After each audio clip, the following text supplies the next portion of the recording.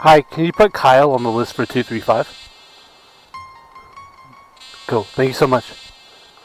Bye bye. Stay in the cup on the north side. Hella points, trigger fingers on my fucking phone. 5 demons rising out the crypt. I smoke me a pack. I never gave a fuck. Grew up by the mud. Pull up, then I pop the trunk. Grew up with the fucking robbers. Always kept the mask on. Motherfuckers gon' die if we keep the mask off. Suicide when I ride, bitch. Scarecrow to walk the shadow. Mozart with no piano. Kill when I'm sleepy hollow. That mystic motherfucker that's addicted to prescriptions. Xanax for the panic, mental problems you can add in. Multi-million own business, you just signed a deal, bruh. 3 years past, still broken, you ain't paid up. Dollars I ain't touched yet, burning for the fuck of it. Infamous lunatic, you just suck it. Cut over the death wish, raised with the savage live straight out the death pit to keep alive the 666.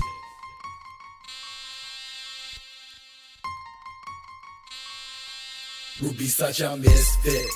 Hollywood, Babylon, can't resist it.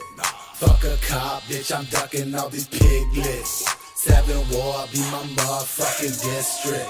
Yeah, I still got my motherfucking wrist split. Bleeding like a piss, bitch. Screaming I'ma hit licks. After licking hits of acid, then the fucking split lips. Wig split, just a fucking tidbit. Dig it from ingested pill bits. Blue bill, sick of snorting powder. I'ma ditch this. 104, 520s T. You say keep testing my monies. Now I'ma dip quick. Find me a thick bitch. Tick grip, tip grip, dick spit in the thick kips. Fuck with me, bitch, I'm a fucking addicted. And I don't really give a fuck what it is. Told you already that Ruby can't resist it.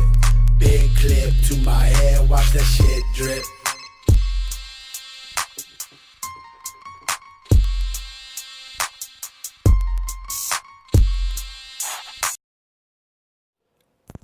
So the first hand I want to look at, we're 5-handed. I'm on small blind with ace-3 of diamonds.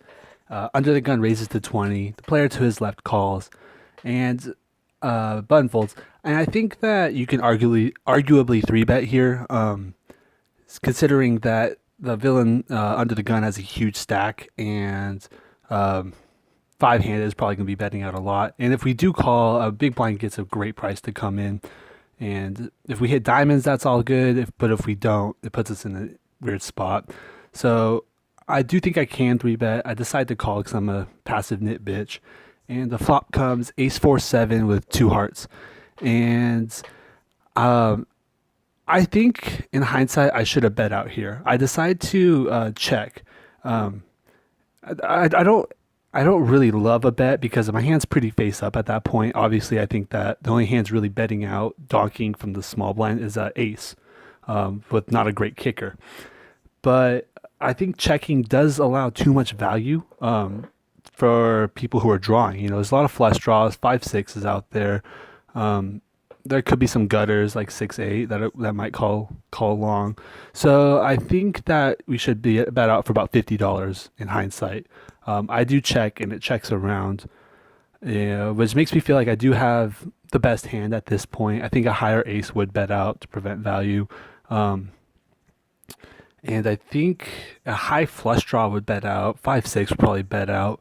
So the only hands I'm really worried about are small flush draws making it through the connectors.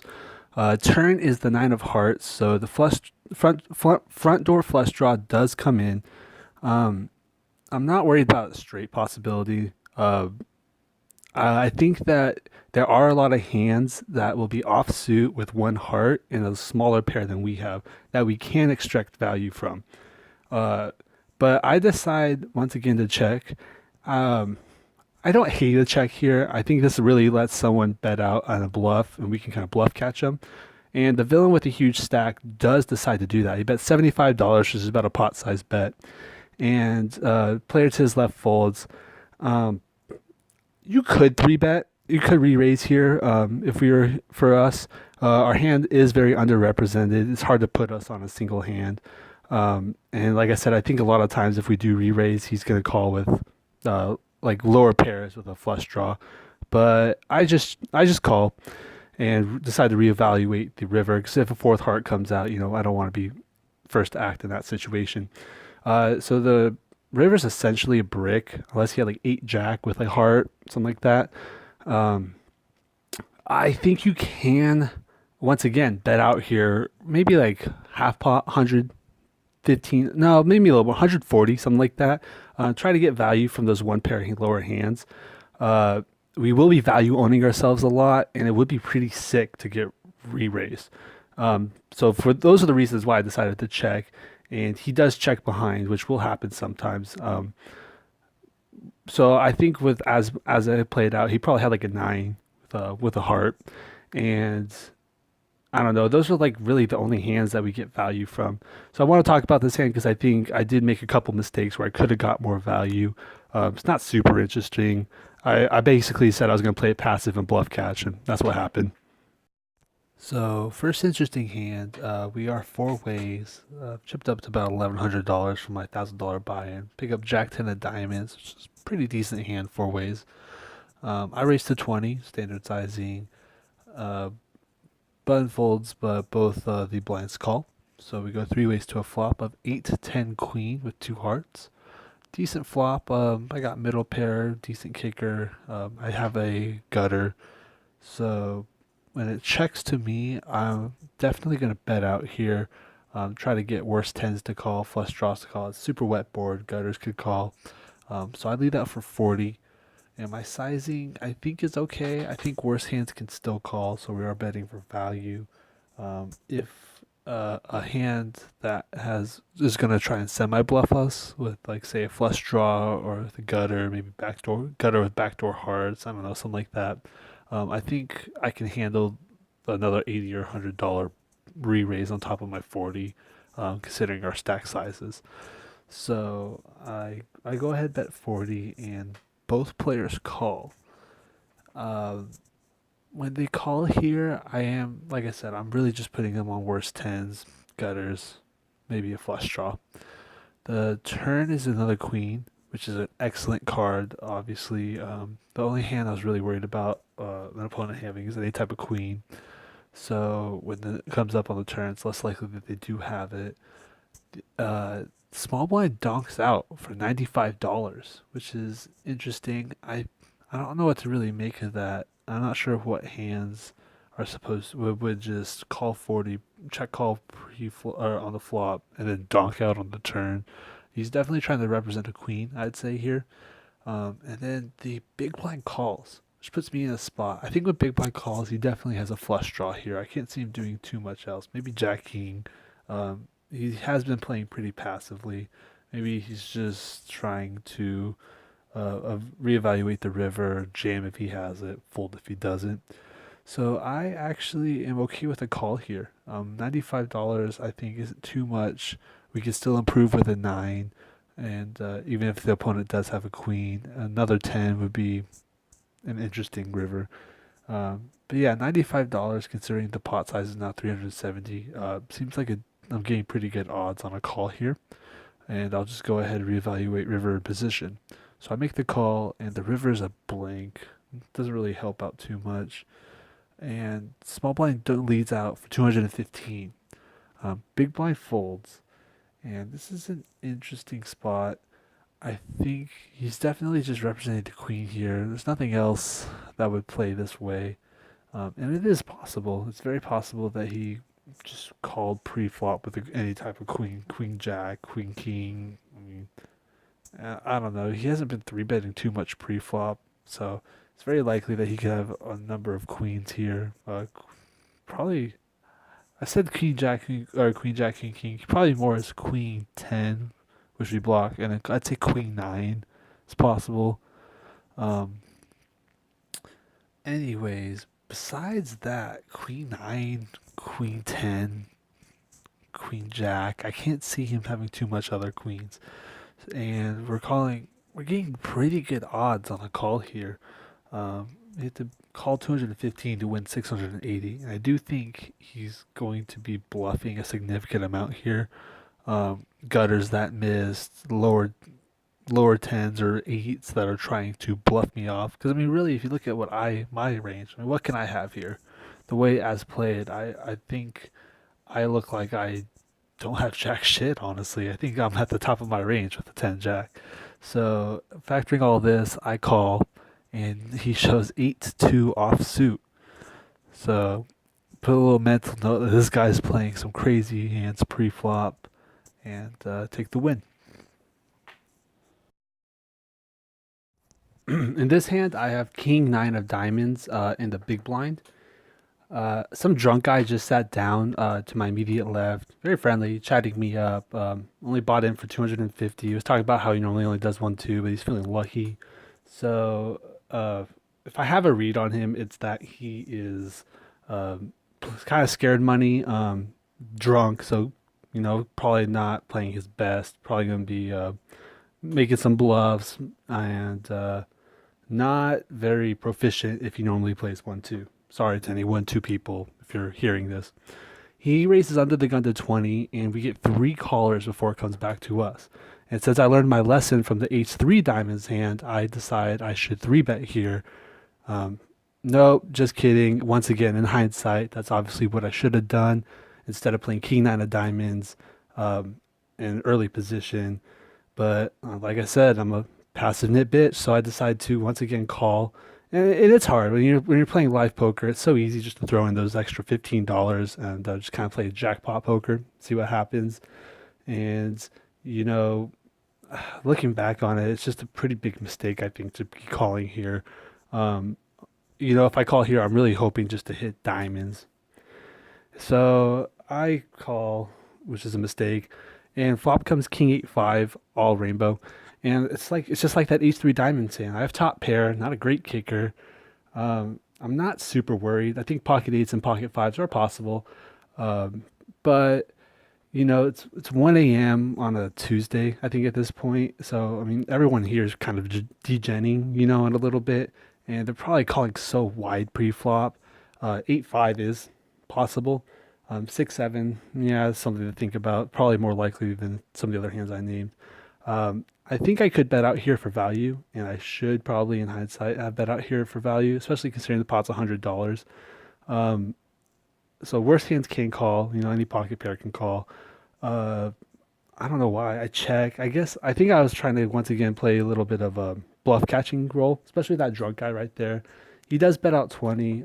He gets one caller, and I should re-raise. I mean, the guy who calls is he only has like $60 behind on top of this, and I don't know. I mean, I'm not worried about any guy who's buys in for $100 and decides to not raise in this situation. Um, so I don't know. He's got to be like a total fish. And this drunk guy, I think if I were to jam on him, it's something to think about. He'll fold a lot of his bluffs, but he probably would call a lot because he's drunk too.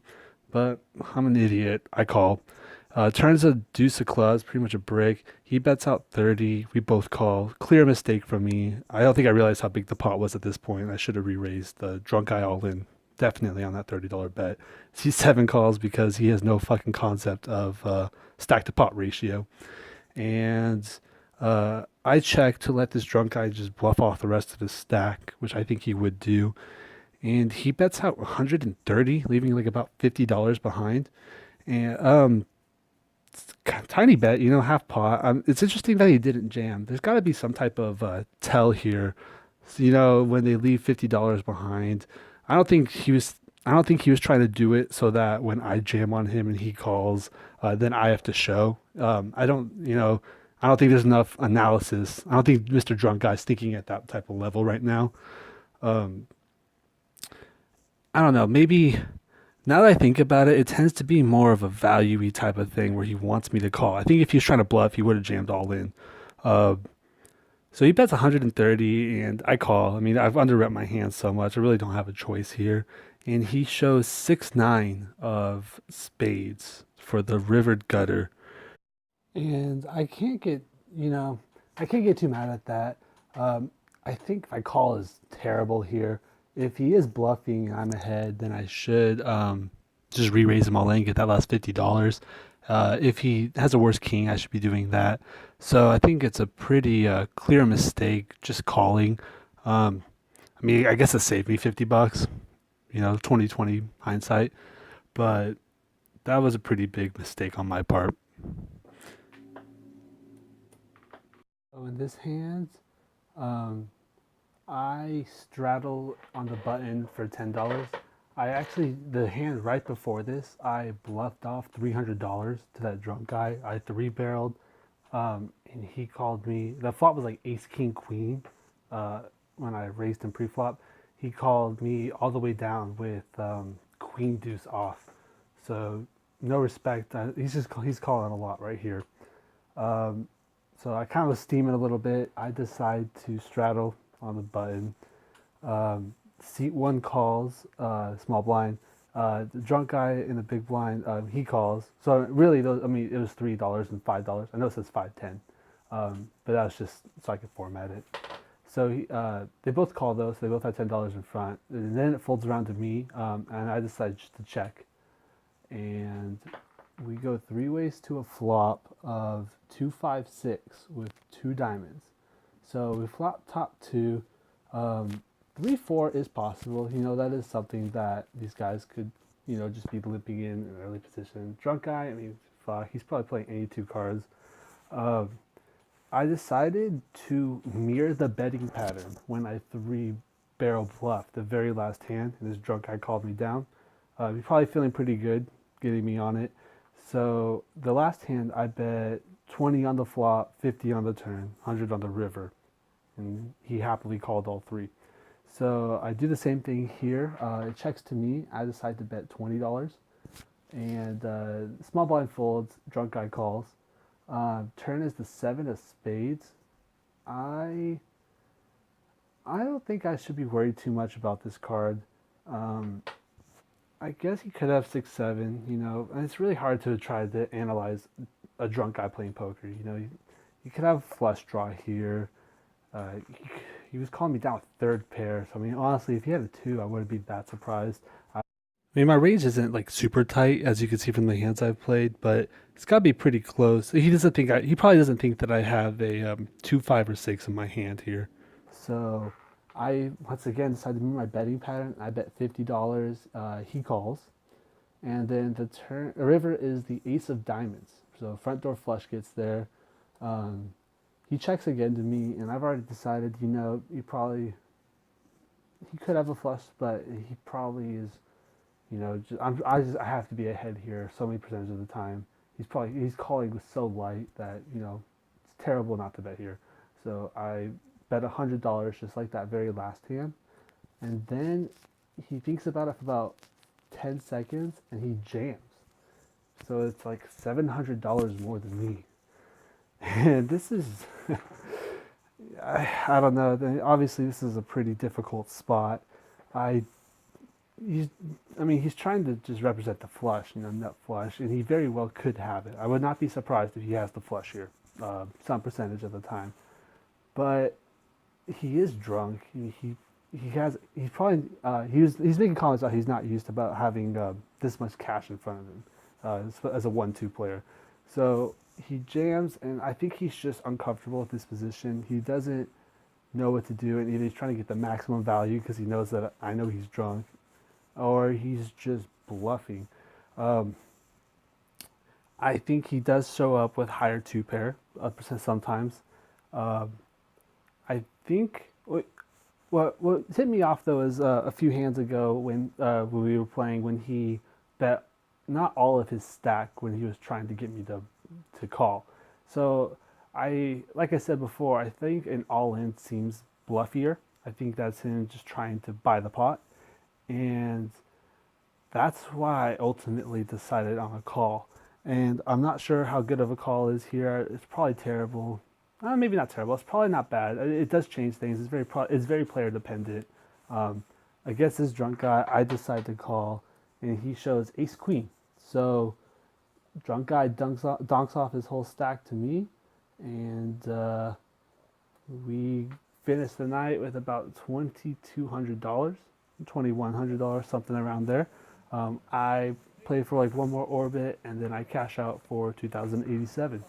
So we bought in for $1,087 profit for about 2 hours of work, 3 hours of work. Not bad. Pretty good day to me.